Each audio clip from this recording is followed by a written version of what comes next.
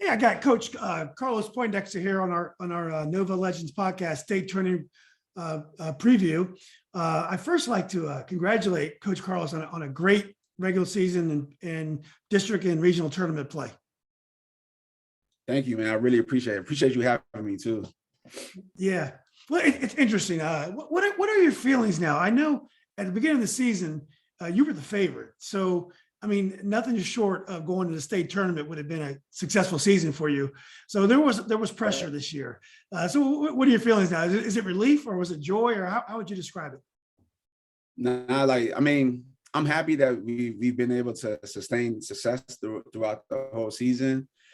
Now I'm just really looking forward to playing versus WNL and just trying to hone in on them and ensure that we get the W so that we can continue to go on. But I'm pleased with how our kids played throughout the season. I liked how locked in they were throughout the whole season for the most part. And we put ourselves through some tough battles throughout the year. We tried our best to, at least, and we've been able to be successful so far. So happy about that.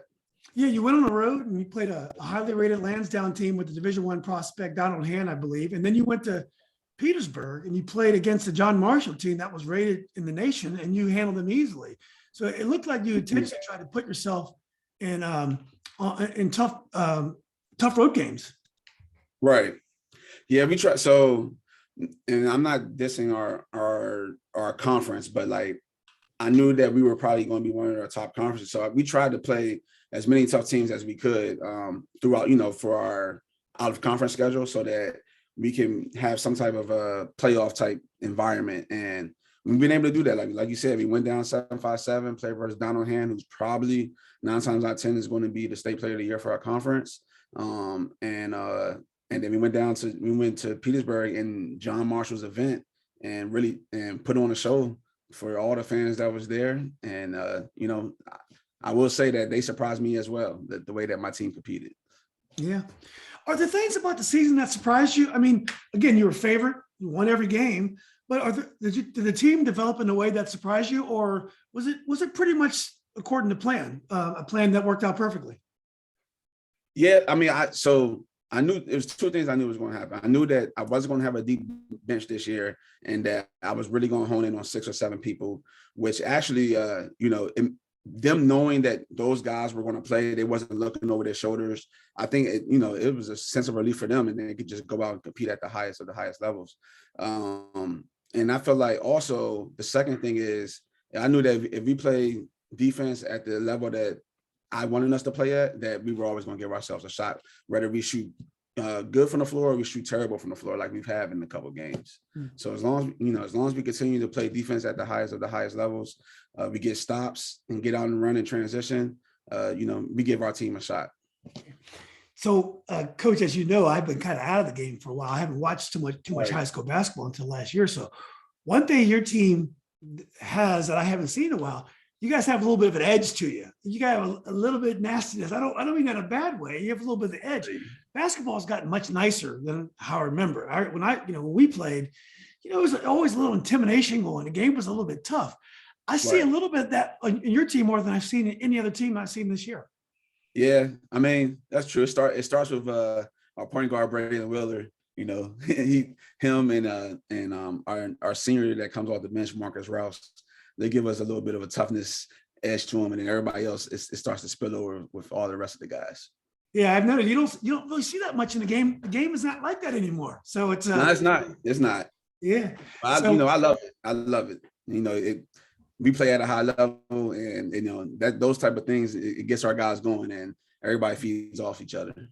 Yeah, it reminds me of an old Potomac team. Kendall Hayes used to coach teams like that. They always had a little edge to them. Yeah. You look at you, they look at you a little funny. They're coming at you, they're going to score on you, but they still look at you funny. I don't mind that at all. That's right. So, you did the regional tournament this year was everyone got in, and you guys had to play 4 games. Was that a good thing or a bad thing? Was it good that you were able to get some kids some playing time? Because you do have 3 juniors coming back next, 3 starters that are juniors come back next year. So it did give you a chance to play some kids. Or is that a lot of games to play in 1 week, in postseason? So here's how I look at it. If it's going to be all in, I wanted to be all in for every region, and every region wasn't like. I think we were the only all in region, teams that we had. So like, I didn't feel like that was, to me, that was fair, because we're playing more games and those other guys get the rest or whatever have you. Like I said, I think I told someone, like, we had, in order to win a state championship, we had to win 10 games from the time that our regular season ended to basically, like right now, we got to win 3 more games in order to win a state championship. And I feel like on the Prince William side, 757 side, they don't have to win 10 games to get to the state championship. So to me, that's the difference. It's neither here or there. I would prefer not to have a first round region game, especially if you went out. But the way our side of the region was set up, we had to play those games. So but I was, like you said, I was glad to get some guys some good playing time, especially in that first game. Second game, well, I don't even remember who. Second game was versus Woodson, who they almost upset us, to be honest. It was a very, very good, tough basketball game. Coach Doug Craig does a heck of a job over there and getting his guys ready, and those guys play with a sense of toughness as well. They don't back down from nobody, and we never could put them away, and we let them stay around for a while, and they literally almost got us up out of there. So, it was good.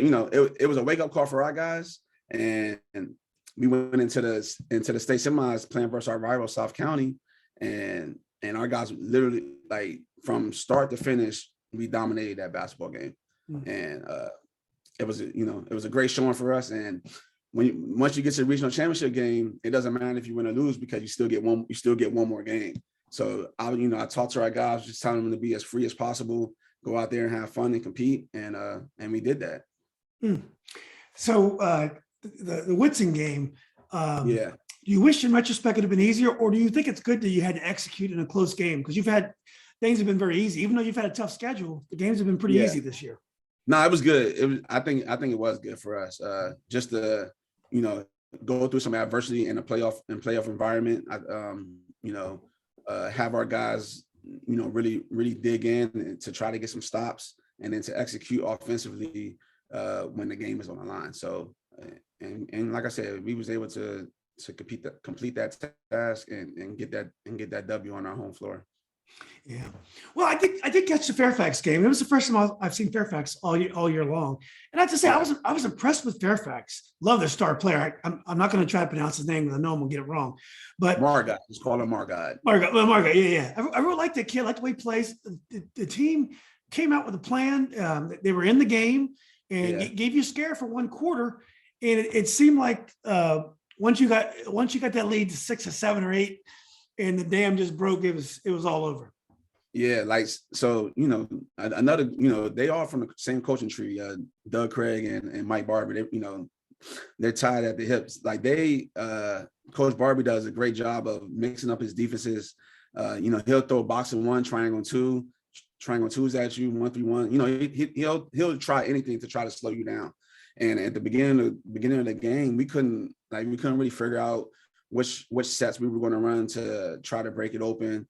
Good thing that Ashton Pratt hit some shots early on to keep us in the game. And then by the time the second quarter started, we started to settle down a little bit, started to execute, and then started to play more of our game. And then by the time the third quarter hit, I just said, screw it.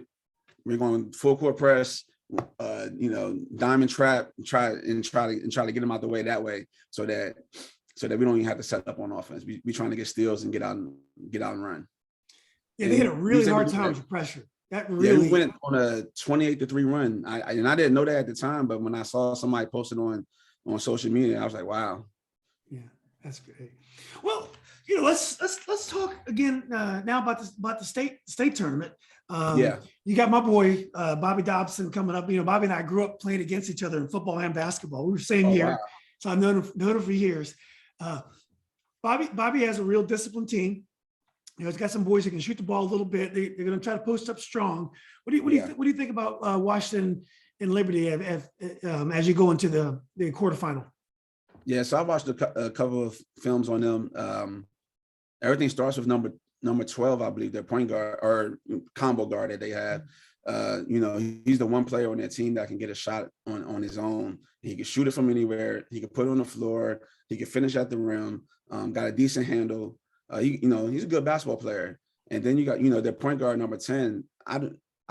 We played him in the summertime, and I don't even remember him at all. But I went to the South Lakes Regional Championship game, and he looked pretty good. So somebody else that we got to look out on. And then the big dude, 54. He's a low, very physical human, and he got them wide elbows. He goes up and tries to finish. So I like their team, man. I like their team. I've always liked their team, and I think I even said at the beginning of one of our podcast sessions that WNL was going to be there, and sure enough, they are. Also, to piggyback, number 34 to me is one of their X factor players. He can do a little bit of everything. He can shoot it. He can also put it on the floor. He can finish, and he's a long, rangy defender that they have. And then 25, who's like their four man. He has a nice little shot from what I saw. Another physical guy that they have, rebounds the ball well. And then they have a shooter that comes off the bench that we got to be wary about. I can't remember the number. I want to say number 30, but I'm not 100% sure. Yeah, I forgot the roster, but I saw it the same way. And I do feel like one of the things you have going against you in the old days of the state tournament, you played on neutral courts, but they have Right. to come to your house on Friday, right? Yeah, Friday. And that's going to be a huge advantage too. Do you wish in the state tournament we were playing teams from other parts of the state and we wouldn't play the local teams until maybe the final? I was having this discussion about this. It's a shame that you really have to destroy your whole region in order, your whole area in order to get to the championship game, where I feel like it should cross match. Like we should either be playing a Prince William County team or a 757 team to start the state tournament. And then if both of our sides end up being there at the end, then that would be great. But it is what it is. It seems like this is what they want. Less travel time, less money that they want to spend. I guess that's what it's all about. So, we're just gonna play whoever we gotta play. I am glad that it's at our spot though. If it's going to be anywhere, I'm glad it's at Hayfield. Exactly. Yeah.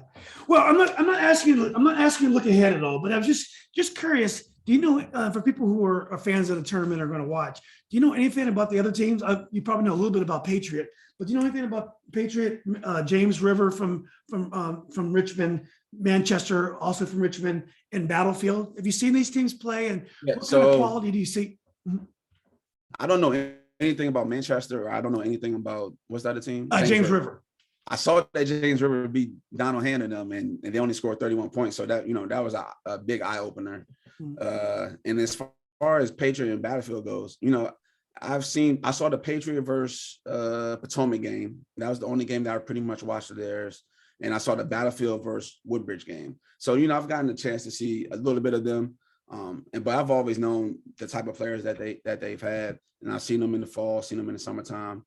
So I do know a little bit about them. And then you got South Lakes, and then they play Fairfax. That South Lakes Fairfax game might be a good basketball game just because of the style of play that Coach Barbie plays at. And depending on which style, anything can happen with that particular game.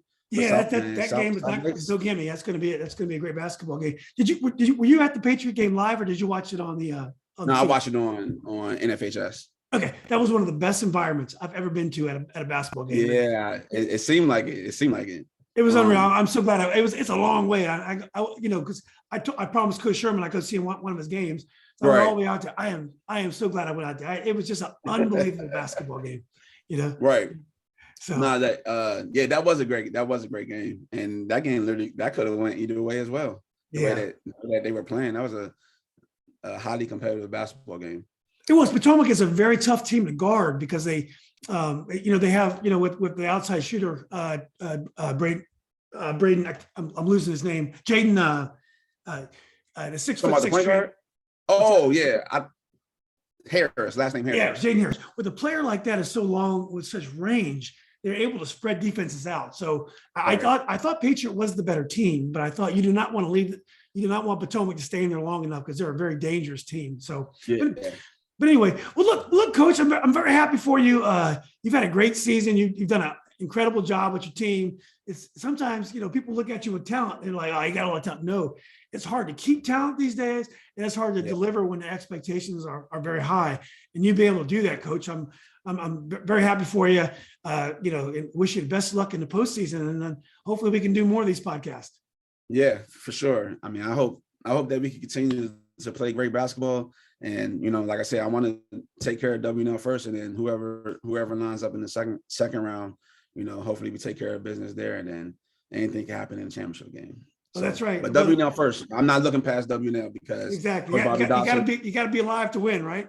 Yeah, Coach Bobby Dawson does a hell of a job, man. He always gets his teams up to play, and we've in past games. Our games are always ugly. Like whenever we played Bobby Dawson team, it's always an ugly basketball game. So anything can happen in those games. I hope that we take care of business. You talk about playing ugly. You should have seen Bobby play basketball. Bobby played ugly too. Yeah, I've never seen him play. Oh, man, he was a junkyard dog, man. Bobby was a fighter. That's how he coaches his teams. That's how his teams are. Yeah, Bobby was something else, man. So, but anyway, well, look, Coach. Thanks. I know you're busy this week. Thanks again for making time for me, and I look forward to seeing you guys this weekend at the game. Yeah, for sure. I appreciate you. Oh, yeah. Okay, thanks. Thanks again, Carlos. All right, have a good one. Oh, you too, buddy.